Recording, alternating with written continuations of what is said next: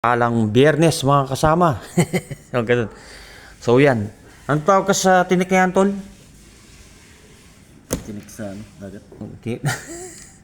Tinik ng dagat daw. So puputol kami ngayon ng tinik na galing sa dagat para ilagay dito sa garapa. Itong garapa na to, anong tawag dito, tol? Pito-pito. Pito-pito. Hindi naman yung nainom to, no? Hindi. So yan. Kung makikita nyo, parang mukhang nangkukulang pero hindi naman. Ito yung garapan to is pito-pito. Para to sa mga aswang, mangkukulam, mga demonyo, no? Siya ano pa? Ha? Mga engkantong itim. Ang purpose naman nito para saan, tol? Tsaka rebelta rin yan. Pagbuelta sa kanila, tsaka parang napapaso sila, no? Tsaka ang pinaka-keyword nito yung nakulo siya. Kumukulo. Yung, hindi naman yung kumukulo, bubula lang talaga siya. Bubula. Pagka mayroong masamang nila. O kaya may nakaharap kang aswang, ganun, hindi mo alam na aswang yun, nakulo to.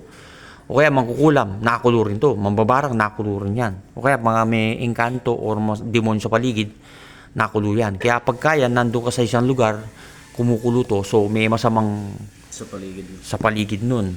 Pero mga chismosa, hindi nakulo to. Chismosa, ganun. Yung Dugo mo kumukulo dun. Ito, may mga gamit kami. Ito, alam niyo naman itong mga gamit ko, di ba? Ito, yung gamit na kasama natin, Tres Picoroma. Ito, yan. Lampasan yan. Naliwanag yan pagkano. Sa akin naman, ito, alam niyo mga, sekurista ko sa mga gamit. Lagay ko na to. O, lagay. Pito yan. Pito. Para saan yung tunik na yan, tol? Para matinik yung mga... Hindi.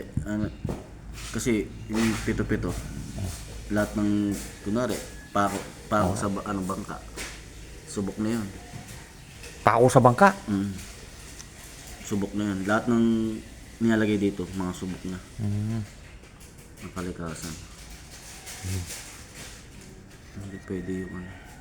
Ginawa to nung Friday the 13th. Nung nakarang taon. Nakarang taon ba? Nakarang taon nga. Friday the 13th. Nakulang lang ng langis, no? So, papalagyan ko ng langis yan sa dibinong kakilala namin. Yung mga dibino naman talagang, pagka nasabing dibino, hindi basta-basta ang mga yun. Pakita mo ang palit natin, tol. Nagipagpalit ako sa kanya. Hindi, kahit huwag na ubarin, tol. Parang napako na siya. Ayan. Holy Trinity ang tawag dyan. So, at least, kahit papano, merong patas na laban, di ba? Wala naman sa halagayan eh. Nasa ano yan? Nasa bisa ng gamit. So, yun, kukuha kayo ng bisa, yung mga tested.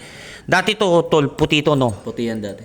Ngayon, naging, siyempre, parang naging ano ba, nababad sa langis yung mga gamit. Mga, parang kalikasan talaga to, no? Purong kalikasan yan. Oh. So, Walang orasyon yan.